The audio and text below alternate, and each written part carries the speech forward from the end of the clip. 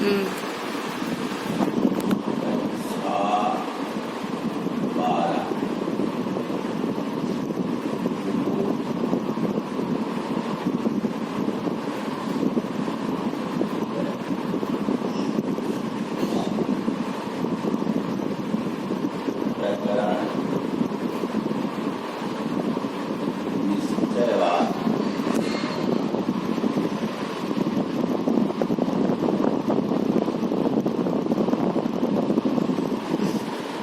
जैसा कि आप जानते हैं कि संपूर्ण विश्व में, अपने देश में तथा संपूर्ण विश्व में नोवेल कोरोना 19 वैश्विक महामारी चल रही है, जिसमें देशवासी एवं संपूर्ण विश्व हताहत है, भयाक्रांत है। ऐसी विशेष परिस्थितियों में मैं आपसे यही कहना चाहूँगा कि आप सभी लोग घर में रहिए, लॉकडाउन में रहिए, सरकार के दिशा निर्देशों का पालन करते हुए अपने दैनिक जीवन को आगे बढ़ाइए। मैं एक आशीर्वाद स्वरूप सर्वे भवन्तु सुखिनः, सर्वे सन्तु निरामयाः, सर्वे भद्राणि पश्यन्तु मा कश्चित् दुःखात्। सभी लोग सुखी हों, निरामय हों, रोग से रहित हों, कल्याण को देखें, घर में रहें, स्टे हो, सुरक्षित रहिए और अपने माता पिता के साथ, अपने परिवार के साथ सबको अंदर रखिए। विशेष परिस्थिति हो तो आप बाहर निकलिए, वो भी मास्क लगा दें। अब हम अपने विषय पर आते हैं। आज जो हमारा सब्जेक्ट है भूगोल, कक्षा 12 भूगोल। भूगोल का अध्ययन हम पिछली कक्षाओं में भी कर चुके हैं, कक्षा 11 में पढ़ चुके हैं। भूगोल दो शब्दों से मिलकर बना है, भू धन गोल। भू मानी पृथ्वी, गोलाकार, पृथ्वी हमारी गोल है। इसको अंग्रेजी में हम क्या कहते हैं, ज्योग्राफी, GEOGRAPH,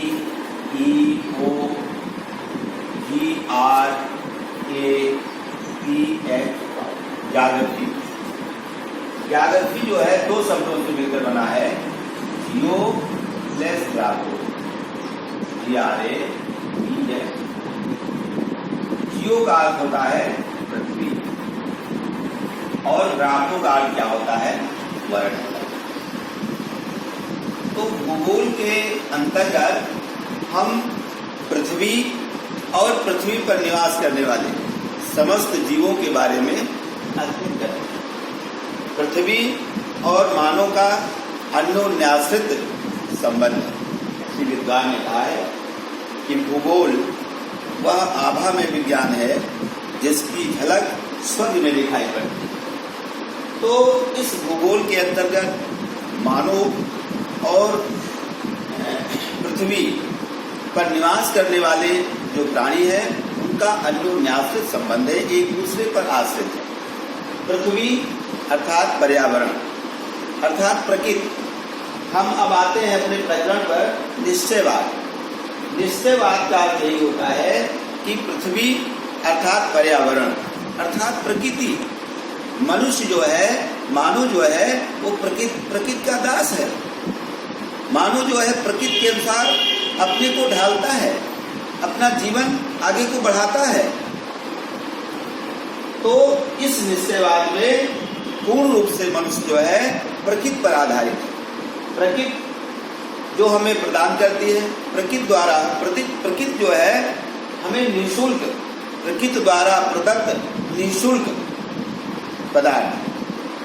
प्रकृति ने हमको क्या दिया है, हमको प्रकृति ने जल दिया है, प्रकृति ने वायु दिया है, हमको नदियाँ दी हैं, प्रकृति ने हमको वृक्ष दिए हैं, प्रकृति ने हमको ऐसे ऐसे दुधारू जानवर भी दिए हैं जिसके दूध को पी करके हम बलिष्ठ होते हैं।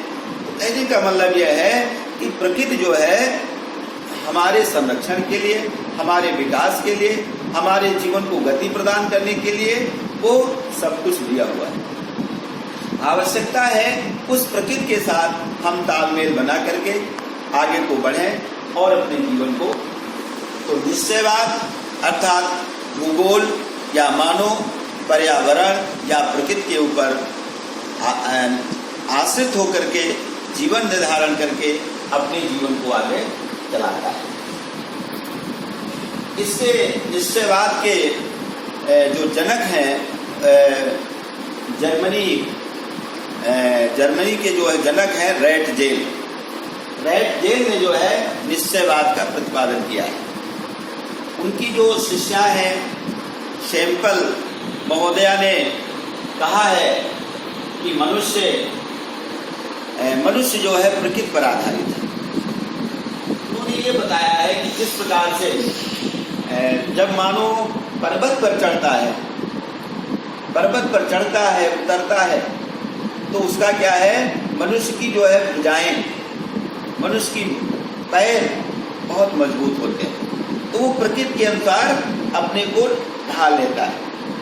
वही समुद्र के तटवर्ती में रहने वाला पुरुष, उसके पैर तो नरम होते हैं, कमजोर होते हैं, लेकिन वो उसकी भुजाएं, उसका वक्षस्थल काफी विशाल होता है, मजबूत होता है, चौड़ा होता है, क्योंकि वो उसका जो दैनिक जीवन है, उस दैनिक जीवन के अनुसार वो जो समुद्र के किनारे वाला व्यक्ति है, निश्चित है वो समुद्र में जाएगा, नदी में जाएगा, नाव चलाएगा, पतवार चलाएगा।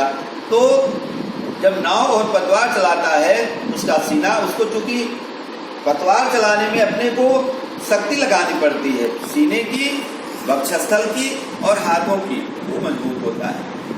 इसी प्रकार से जो तटवर्ती क्षेत्र है, वहाँ पर लोग खेती करते हैं तो उनका शरीर मनुष्य। कहने का भाव यह है कि मनुष्य जो है वो प्रकृति पर आधारित है।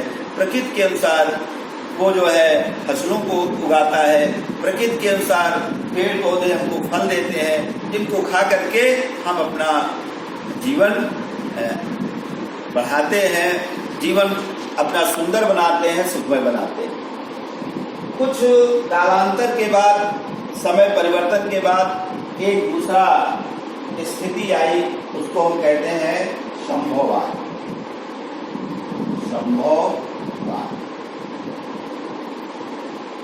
मनुष्य जो है धीरे धीरे सभ्यता की ओर जब बढ़ा, उसकी जानकारियां बढ़ी, तो उसके अंदर एक नई स्फूर्ति आई, और जो पूर्ण रूप से वो प्रकृति का दास था, प्रकृति पर ही आधारित था, वहाँ पर उसने जो है एक नई सोच के साथ, नए चिंतन के साथ उसने प्रकृति से तालमेल बना करके कुछ नया करने का प्रयास किया, कुछ आगे बढ़ने का प्रयास किया।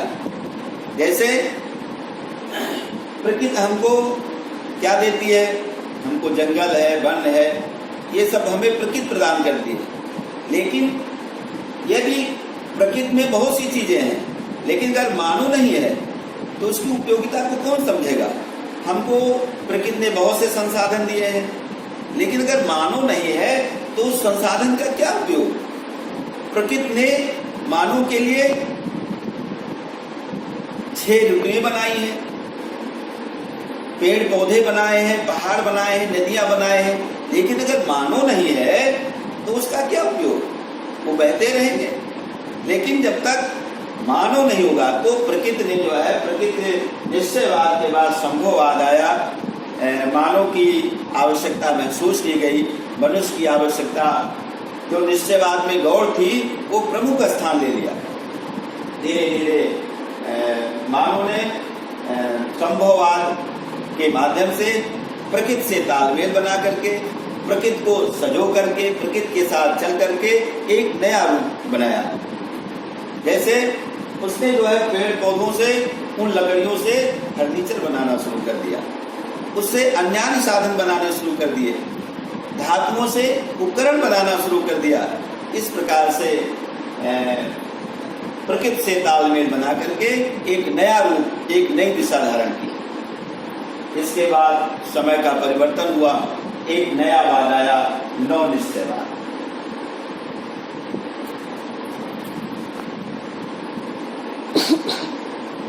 नौ निश्चयवाद। इस नौ निश्चयवाद में मानो जो है निश्चयवाद से संभववाद, संभववाद के बाद नौ निश्चयवाद, मतलब मानो जो है और कुछ कदम आगे बढ़ गया, सोचने समझने की क्षमता बढ़ गई, वो सिविलाइज हो गया, वो सभ्य हो गया, वो समाज में कैसे रहना है, कैसे खान पान करना है, रहन सहन कैसा हो, हमारी आर्थिक स्थिति कैसे सुदृढ़ हो, हम कैसे आगे बढ़ें, तमाम खोजों के बाद मनुष्य जो है नई नई व्यवस्था से होकर आया। और जिस प्रकार से एक नगर के चौराहे पर, जिस प्रकार से नगर के चौराहे पर एक जो है चौराहे पर लाल, पीली, हरी बत्तियां लगी हुई, तो व्यक्ति क्या हुआ, जब लाल बत्ती है इसका अर्थ ये हुआ कि आप वहां रुकिए। जो लाल और हरी के बीच में पीली बत्ती है वो कहती अलर्ट रहो, तैयार रहो, आगे बढ़ने के लिए तैयार हो।